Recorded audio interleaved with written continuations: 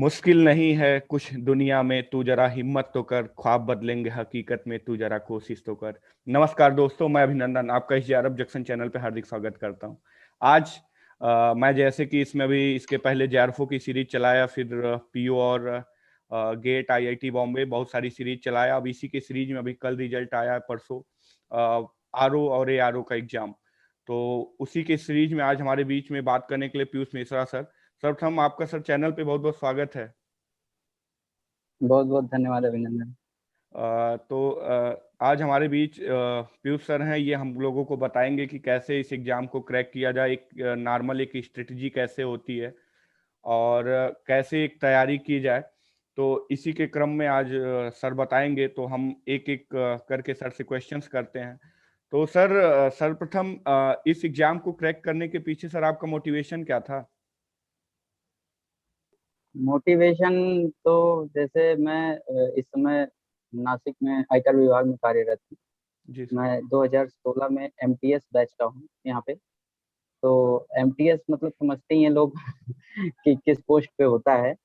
तो जी सर। वैसा कोई काम नहीं होता यहाँ पे, लेकिन एक तो होता है कि उसकी वर्क प्रोफाइल में ऐसी कुछ बहुत सारी चीजें होती हैं जो एक बहुत एजुकेटेड लोग नहीं करना चाहते हैं। तो वो भी एक मोटिवेशन का कारण था कि खुद को अपग्रेड करना था। और जैसे एग्जाम में होता है कि बहुत सारी चीजें ऐसी होती हैं कि आपको पद भी अच्छा चाहिए, सैलरी भी अच्छी चाहिए और ये सब अच्छा चाहिए, तो उसके लिए यही सब मोटिवेशन का कारण बन जाता है। जी सर। जैसा कि मैं आपको बता दूं, पीयूष मिश्रा सर ने 23वीं रैंक इसमें प्राप्त किया सर ने। तो सर इसके लिए जैसे एक जो बच्चा है या जो एक एस्पिरेंट है जो इसकी तैयारी कर रहा है सर, उसके लिए एक नॉर्मल जैसे सारी चीजें हम लोग बात करेंगे। तो उसके सीरीज में सर जैसे कि एक कहाँ से एक बच्चा एक स्टार्टअप कहाँ से ले, या आरओ का एग्जाम क्या होता है, पहले यहाँ से हम जाने की आरओ आरओ का एग्जाम क्या होता है सर? देखो, आरओ का एग्जाम आरओ ये उत्तर प्रदेश लोक सेवा आयोग द्वारा कंडक्ट करवाया जाता है। जी। और आरओ कई टाइप के होते हैं, चाहे इलाहाबाद हाई कोर्ट में भी आरओ होता है, बिजली विभाग में भी आरओ होते हैं। हम्म। लेकिन ये उत्तर प्रदेश लोक सेवा आयोग द्वारा जो आरओ का एग्जाम कंडक्ट करवाया जाता है, हम्म। ये 2 फेज में होता है। पहला फेज इसका प्रीलिम्स होता है और दूसरा फेज इसका मेंस होता है। प्रीलिम्स में 2 पेपर होते हैं, एक जीएस होता है और एक हिंदी होता है। जीएस में 140 क्वेश्चन होते हैं जीएस के, जिसमें से जी। कुछ रीजनिंग के भी क्वेश्चन होते हैं और 60 क्वेश्चन हिंदी के पूछे जाते हैं और ये पूरा पेपर ऑब्जेक्टिव होता है। और फिर ये केवल क्वालिफाइंग नेचर का होता है। और जो सेकंड फेज होता है, मतलब जिसे मेंस कहते हैं, तो वो अगर हम आप पहले फेज में प्रीलिम्स क्वालिफाई करते हैं तो हमें मेंस देने का मौका मिलता है। फिर मेंस में हमारे 4 पेपर होते हैं। 4 पेपर में एक पेपर जीएस का होता है, जो प्रीलिम्स की ही तरीके से पूरा उसका सिलेबस है, कुछ उसमें चेंज नहीं है। और एक पेपर हिंदी ऑब्जेक्टिव होता है, उसका भी लगभग सिलेबस जो है वो प्रीलिम्स के जैसे ही है। जो प्रीलिम्स में हिंदी ऑब्जेक्टिव होती है वही होता है, बस मेंस में क्या होता है कि जो प्रीलिम्स में पर्यायवाची होता है वो उस मेंस में नहीं होता, उसमें केवल 5 टॉपिक भी होते हैं। और एक जी। पेपर रिटन होता है हिंदी का, जिसमें पत्र लेखन, मतलब आपकी लेखन शैली चेक की जाती है उसमें कि पत्र लेखन हो गया। और उसमें गद्यांश वगैरह से क्वेश्चन पूछे जाते हैं, मुहावरे पूछे जाते हैं। जी। और कंप्यूटर भी उसमें 10 नंबर का पूछा जाता है। और फिर एक पेपर एसए होता है, जो नॉर्मल जैसे पीसीएस अपर पीसीएस का होता है वैसे ही वो एसए का पेपर होता है। जी। ये 4 पेपर होते हैं, टोटल 400 नंबर का होता है शायद में। 400 नंबर का मेंस होता है और 200 नंबर का प्रीलिम्स होता है। प्रीलिम्स होता है, तो प्रीलिम्स केवल क्वालिफाइंग है? प्रीलिम्स केवल क्वालिफाइंग है। इसके मार्क्स जो आपका ओवरऑल में चयन नहीं होता है वो जुड़ते हैं? आपके मुख्य परीक्षा, नहीं, केवल मुख्य परीक्षा के आधार पे आपका फाइनल में। हम्म। तो सर आपने इसके लिए एक क्या होलिस्टिक रूप से आपने क्या रणनीति बनाई कि कैसे इस एग्जाम को क्रैक किया जाए, और ये आपका सर कौन सा अटेम्प्ट था? ये अटेम्प्ट, अगर अटेम्प्ट के हिसाब से देखें तो ये मेरा दूसरा अटेम्प्ट था, क्योंकि 2017 वाला आरओ एआरओ मैंने दिया था तो उसमें मेरा प्रीलिम्स ही नहीं हुआ था, क्वालिफाई ही नहीं हुआ था। कुछ नंबर से, 1 नंबर से शायद रुका था मेरा, 121 नंबर था। तो अब ये अगर एग्जाम की तरह देखा जाए तो ये तो 2016 की वैकेंसी है, तो उस समय से देखा जाए तो ये मेरा पहला ही वो था। मुझे लगता है शायद ये मेरा लोक सेवा आयोग का पहला था जो और मैंने आपने अप्लाई किया था। जोरदार रैंक 23वीं रैंक हासिल की। और हाँ, 23वीं रैंक है मेरी। हाँ। तो सर और इसके लिए क्या? इसमें, जी जी कंटिन्यू हाँ सर, बोलो। Continue continue sir. इसमें क्या होता है ना कि आपने पूछा ना कि तैयारी कहाँ से स्टार्ट किया जाए। तो स्टार्ट करने का सबसे बढ़िया चीज क्या है कि आप पहले तो प्रीवियस ईयर के पेपर देख लीजिए। 2 3 4 जो एग्जाम हुए हैं इसके 2 3 4 साल, 2 3 4 बार पहले लगातार से होता नहीं, हर साल के ये रेगुलर कोई वैकेंसी नहीं है। 13 में हुआ था, फिर 14 में हुआ, फिर 16 का ये ही हुआ, फिर 17 का हुआ, फिर अभी फिर जैसे आया फॉर्म। 2021 21 में जी फॉर्म आया। तो ये कोई रेगुलर वैकेंसी नहीं है अपर पीसीएस की तरीके से। ये पद पे डिपेंड करता है कि जैसे जैसे पोस्ट खाली होती है, जैसे उनको अध्याचन मिलता है तो वैसे वैकेंसी निकालते हैं।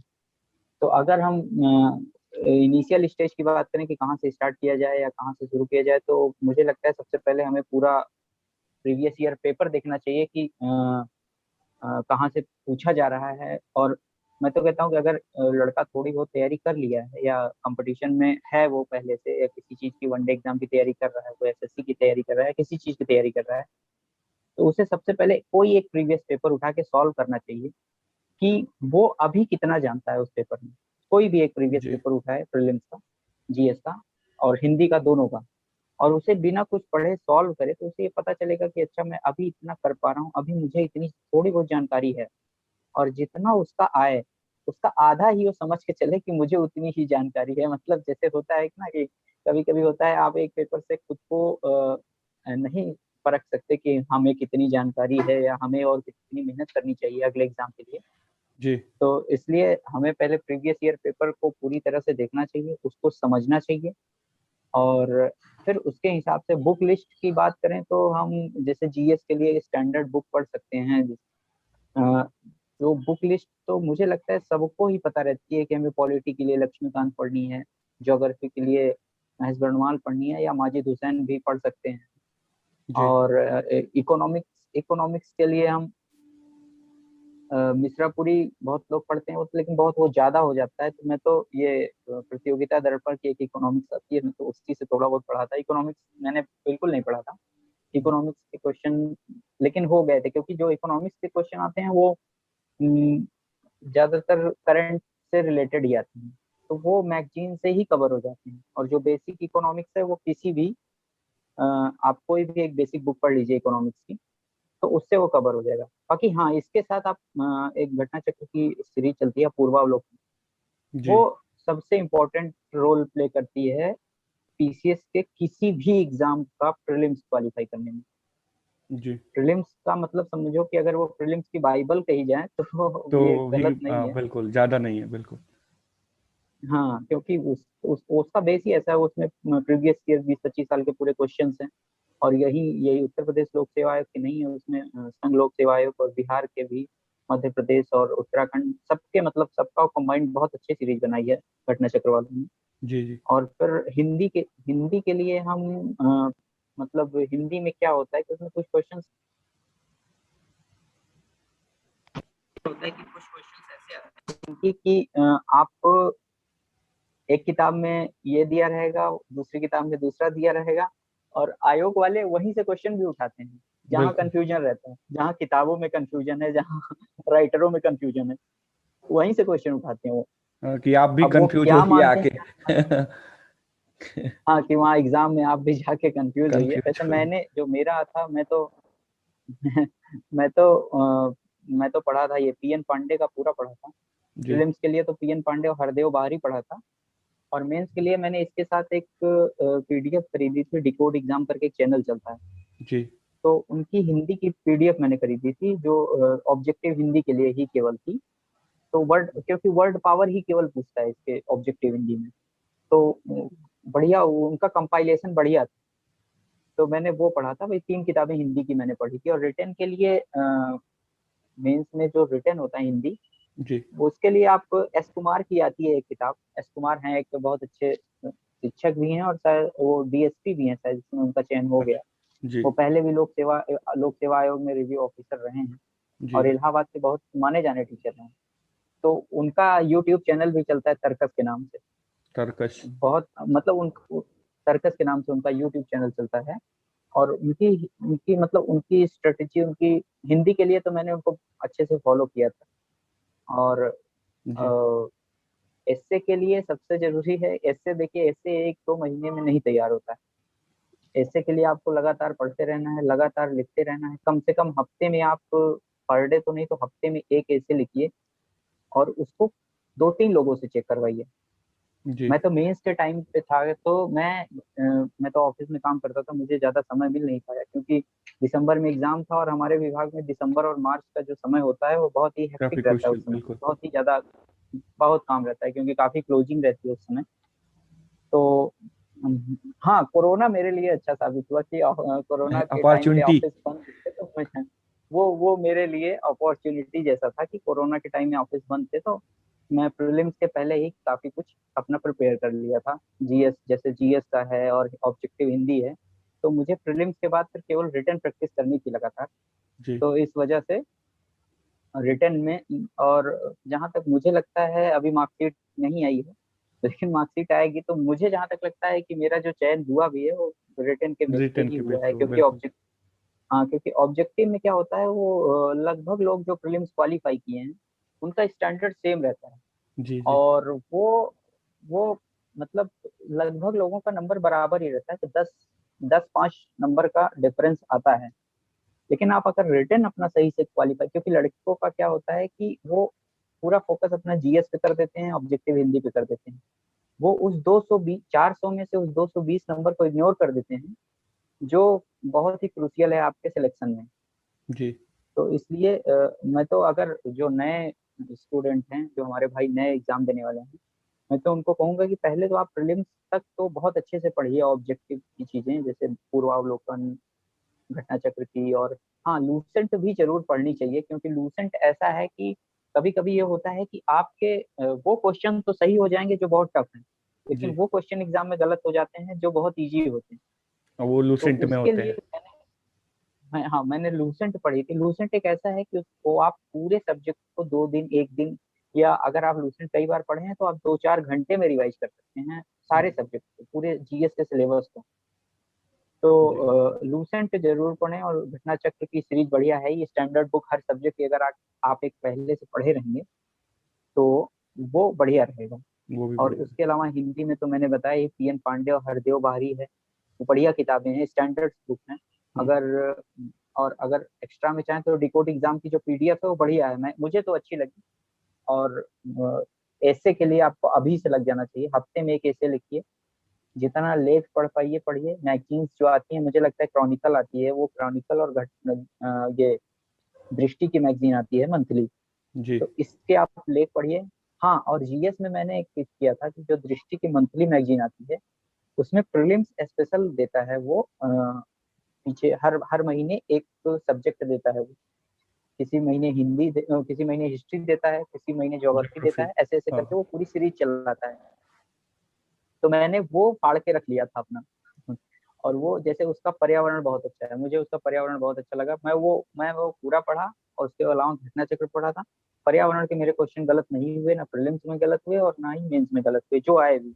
जी। और एग्रीकल्चर के भी मैंने वाणी से पढ़ा था, एग्रीकल्चर के भी अच्छे क्वेश्चन आते हैं मेंस वगैरह में उसमें।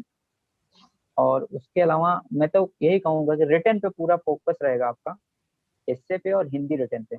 तो वो 220 नंबर है उसका वेटेज 400 में, तो वो मुझे लगता है सिलेक्शन आपको दिला देगा। अगर आप रिटर्न अच्छा से कर लेते हैं, आप एस्से अच्छा से लिख लेते हैं, तो वो सिलेक्शन में आपका सबसे बढ़िया वो मददगार होगा, बिल्कुल। सहयोग। हम्म।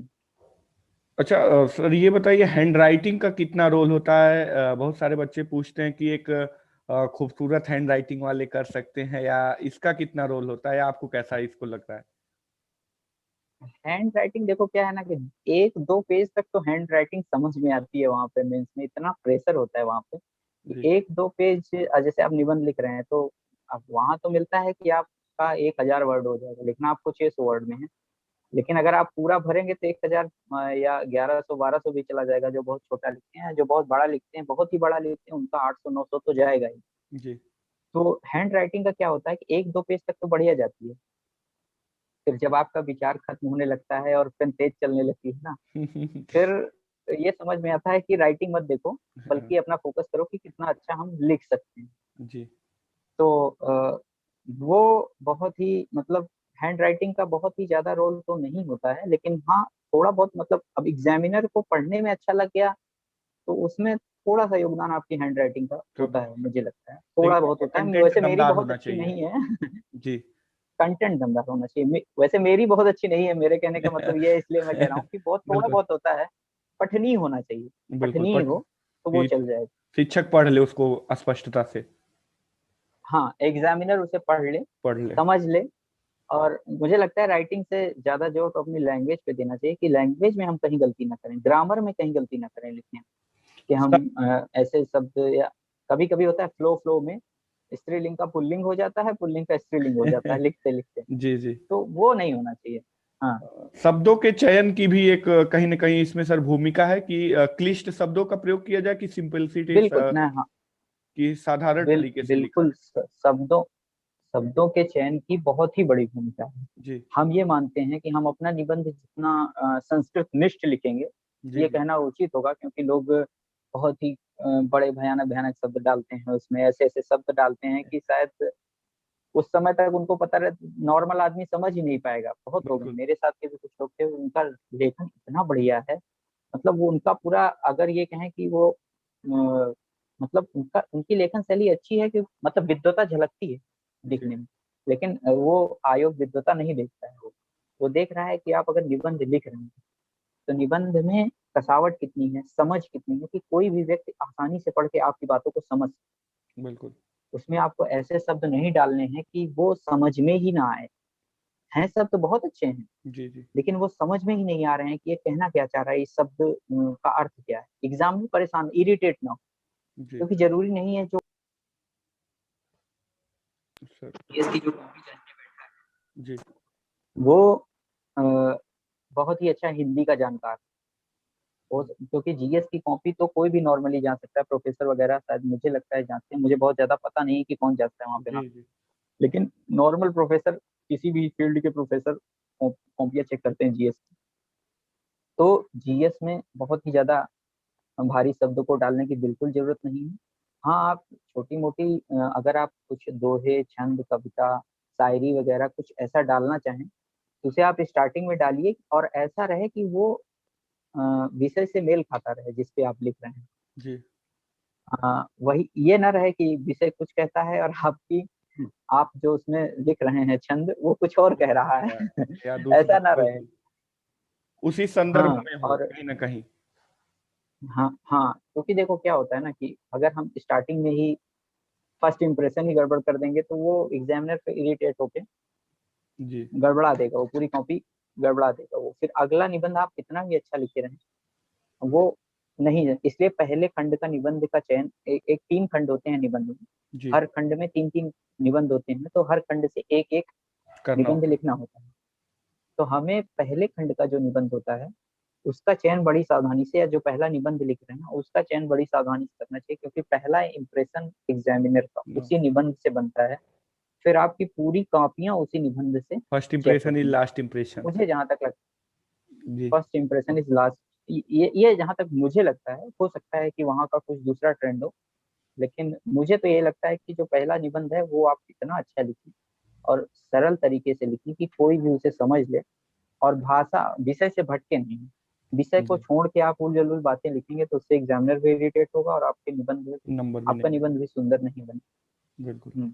और भाषा भाषा में शुद्धता होनी चाहिए, सरलता होनी चाहिए, सहजता होनी चाहिए, बस जी और निबंध सर का यही है। निबंध के लिए कोई बुक आपने बताई सर? स्पीकर। हाँ निबंध के लिए है। सर आपने कोई बुक बोल बताई निबंध के लिए? निबंध के लिए मैंने निबंध दृष्टि इसकी आती है दृष्टि पब्लिकेशन की, जी तो मैंने निबंध दृष्टि के कुछ निबंध सिलेक्टेड निबंध पढ़े थे। जी बाकी निबंध तो मैं लिखता आ रहा था, यहाँ हमारे डिपार्टमेंट में निबंध की प्रतियोगिताएं होती रहती हैं, तो उसमें थोड़ा प्रैक्टिस अभ्यास में हम था। लोग रहते हैं निबंध खास हाँ करके। हाँ हाँ, तो तो इस हिसाब से मैंने अगर बुक की बात करें तो दृष्टि की बुक बढ़िया है निबंध। बढ़िया है। आपको एक निबंध की समझ हो जाएगी कि निबंध हमें लिखना कैसे है, जी जी और उसमें वो दिए हैं कुछ कोड दिए हैं लास्ट में, तो जी। आप बीच बीच में उनको डाल सकते हैं। महापुरुषों के कोट दिए हैं या किताबों के कुछ उद्धरण उठा उठा के डाले हैं, तो उद्धरण को आप अच्छे से कर विषय के सकते हिसाब से यूज करते हैं। हाँ, तो वो आपका निबंध सुंदर भी बनाएगा और एग्जामिनर को थोड़ा अट्रैक्ट करेगा। हैं। जी।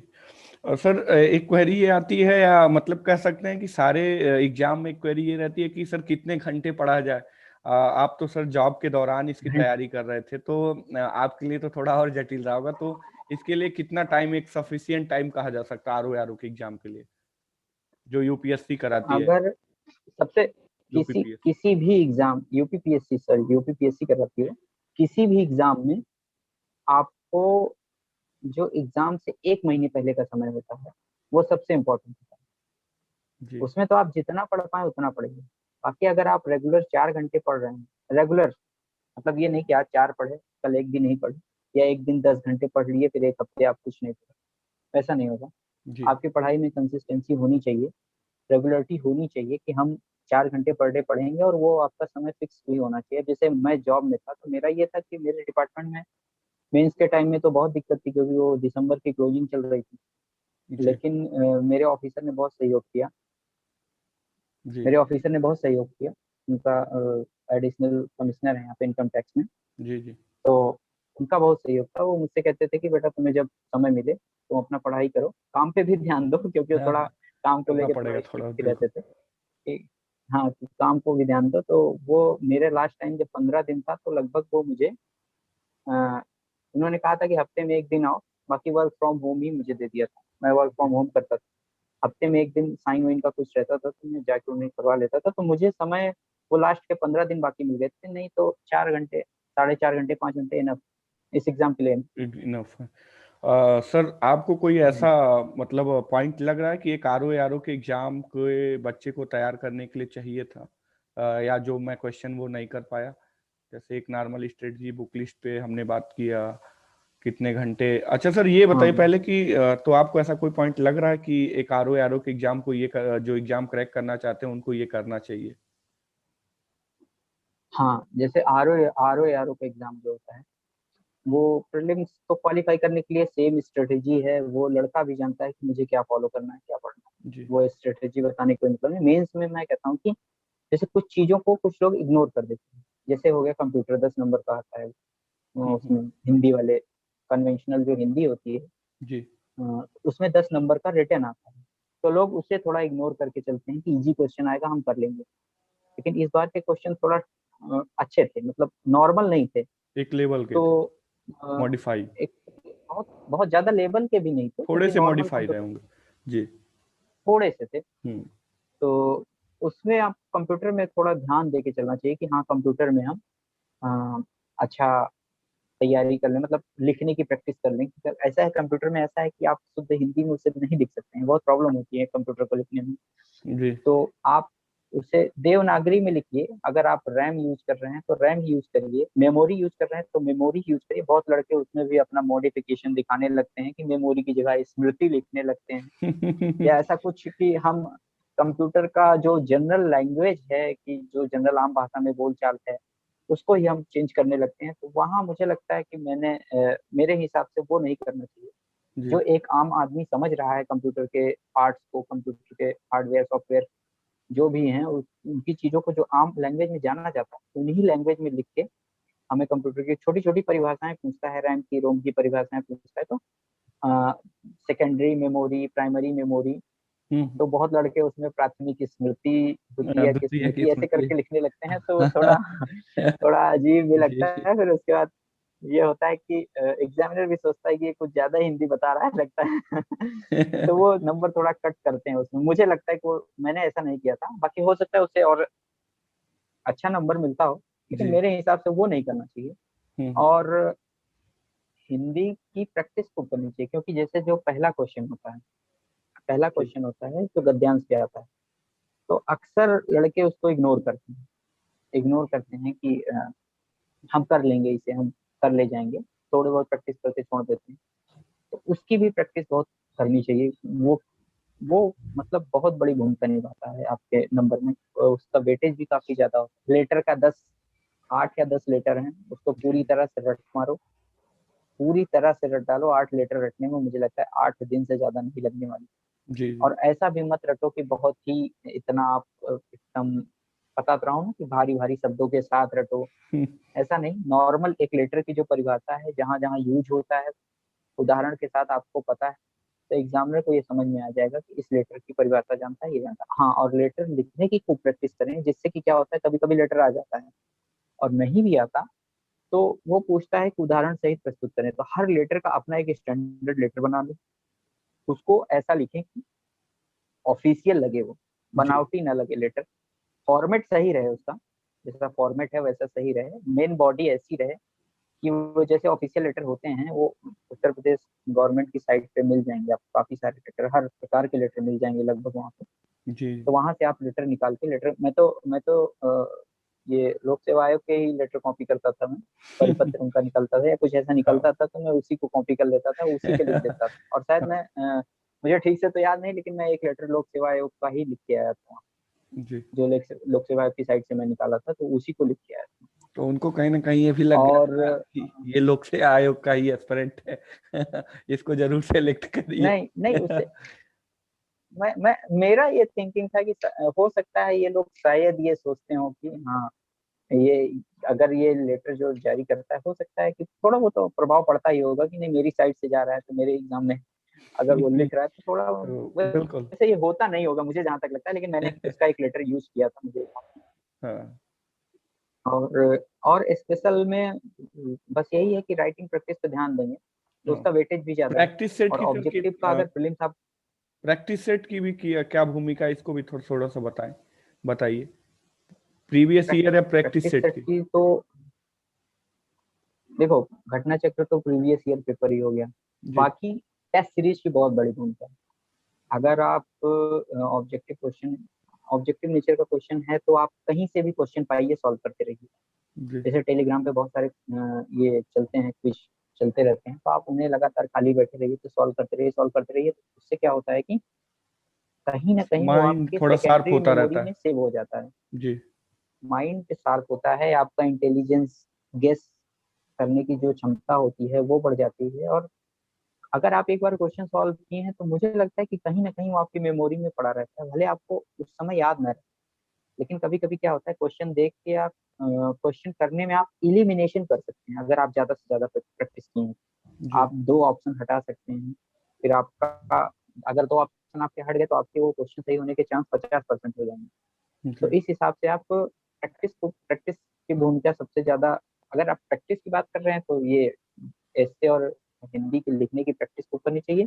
बाकी टेस्ट सीरीज जरूर सॉल्व करनी चाहिए। मैं तो पीसीएस मंत्रा का और इधर उधर का, वो भी दोस्त मेरे भेजते थे, वो लगातार पीडीएफ भेजते रहते थे, कहीं ना कहीं की टेस्ट सीरीज भेजते ही रहते थे, जी। तो मैं उसे खूब सॉल्व करता था। बाकी हाँ, एक मुहावरे में कुछ मेरे दोस्त थे जो प्रयोग किए थे कि वो कहते थे कि अगर मुहावरे में आपको उदाहरण लिखना है तो कुछ करंट से रिलेट करके लिख।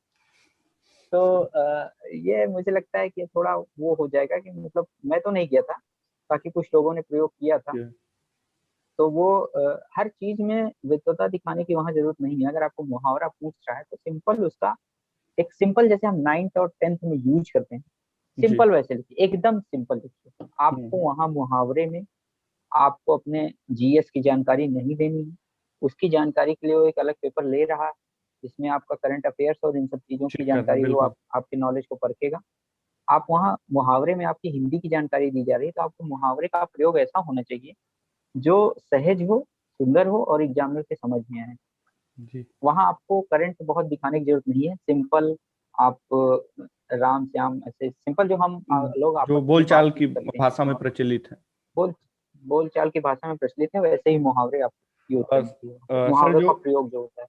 जी सर जो एआरओ या आरओ के एग्जाम की तैयारी कर रहे हैं एस्पिरेंट्स, उनके लिए आप क्या कहना चाहेंगे?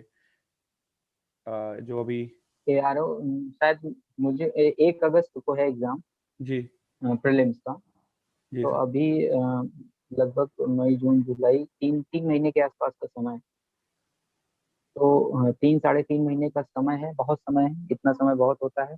4 घंटे 5 घंटे अगर आप डेली पढ़ रहे हैं, थोड़ी बहुत आपका बेस सही है तब, अगर आपका बेस नहीं सही है तो आपको 5 6 घंटे भी पढ़ने पड़ेंगे। जी लेकिन आपका थोड़ा बेस बहुत सही है, आप 1-2 एग्जाम दे रहे हैं। अगर कोई भी बच्चा एग्जाम देता है तो चाहे 10 दिन ही पढ़े, उस एग्जाम के लिए वो पढ़ता जरूर है। और आप अगर कभी भी पढ़े हैं तो वो आपका बेकार नहीं जाएगा। बिल्कुल। आपका एग्जाम में हो रहा है या नहीं हो रहा, ऐसा कुछ जरूरी नहीं है, लेकिन अगर आप पढ़े हैं तो वो बेकार नहीं जाएगा। तो मुझे लगता है कि 4-5 घंटे उन्हें तो कंसिस्टेंटली पढ़ना चाहिए, और बहुत समय है। सिलेबस को 2-3 बार रिवाइज कर सकते हैं वो इतने में। जी जी और पढ़ना ही पढ़ना तो पड़ेगा, और स्पेशल स्ट्रेटेजी कुछ ऐसी है नहीं कि कोई मंत्र है ऐसा कि बताओ तो वो करें। बिल्कुल, बाकी पढ़ना ही पड़ेगा। पढ़ना ही पड़ेगा। बाकी अगर ऐसा नहीं है कि आपको 10 घंटे पढ़ने हैं, 12 घंटे पढ़ने हैं, इतना पढ़ना है कि आप और चीजें ना कर, पढ़ाई के साथ बहुत चीजें जरूरी हैं। हाँ, एग्जाम का जब 1 महीना बचे या 20 दिन बचे तो आप सारी चीजों को साइड में रखिए जी और बाकी चीज फिर एग्जाम पे पूरी तरह फोकस करिए। लेकिन अभी 3 महीने हैं तो आप 2 महीने 5 घंटे लगातार पढ़िए, फिर उसके बाद आप अपना समय बढ़ा सकते बढ़ा। हैं। अगर आपकी क्षमता और ज्यादा पढ़ने की है तो और ज्यादा पढ़िए, वो आपको और ज्यादा फायदा करेगा। लेकिन हाँ, 4-5 घंटे आप पर डे पढ़ रहे हैं तो सफिशिएंट। पक्का प्रीलिम्स तो क्लियर हो जाएगा। जी मेंस के लिए आपको राइटिंग प्रैक्टिस भी साथ में करनी है, तो इसलिए थोड़ा समय बढ़ाना पड़ेगा, पढ़ाई का समय थोड़ा बढ़ाना पड़ेगा। जी।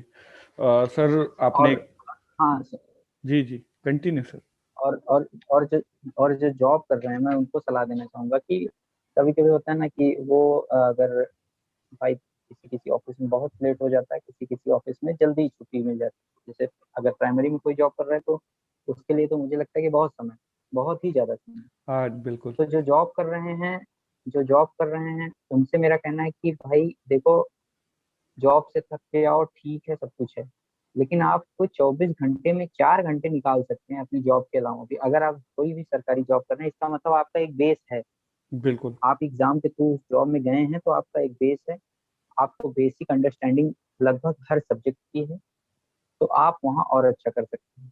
हाँ, एक जरूरी चीज है कि जो जीएस का पेपर होता है उसमें 10 नंबर या 10 क्वेश्चन या 5 क्वेश्चन रीजनिंग आता है। तो मैंने वो सबसे बड़ी गलती की थी कि मैं इग्नोर कर गया ओवर कॉन्फिडेंस में। जी क्योंकि मैं एसएससी किया था तो मुझे लगा कि क्या पूछेगा इसकी रीजनिंग, इसकी तो मैं कर ही लूंगा। लेकिन शायद मेरे 4 रीजनिंग के क्वेश्चन गलत हुए, सीधे सीधे 4 क्वेश्चन गलत हो गए थे रीजनिंग। जी और सिंपल थे वो, बहुत ही ज्यादा नहीं थे, स्टैंडर्ड क्वेश्चन नहीं थे।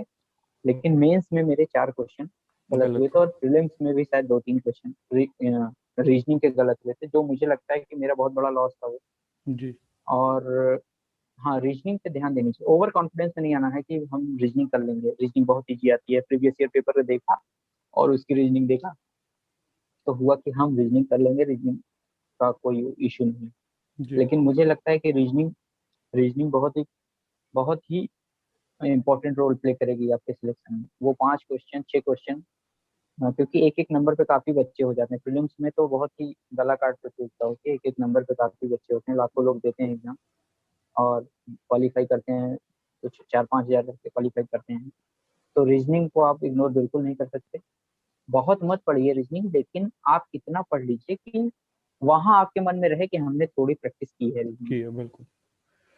तो सर चैनल पे आने के लिए बहुत बहुत धन्यवाद। और सर आपने एक अच्छी स्ट्रेटजी शेयर की जो एक आरओ के एग्जाम की तैयारी करने वाले एस्पिरेंट हैं उनके लिए एक कारगर साबित होगी। इसी के साथ सर बहुत बहुत शुभकामनाएं। आप हमारे चैनल को टेलीग्राम पे भी फॉलो कर सकते हैं, जेआरएफ जंक्शन को आप फेसबुक पेज पे भी फॉलो कर सकते हैं, और किसी भी तरह की आपकी क्वेरी हो तो हमारा व्हाट्सअप नंबर है, आप उससे भी संपर्क कर सकते हैं। बहुत बहुत धन्यवाद। नमस्कार। हम्म।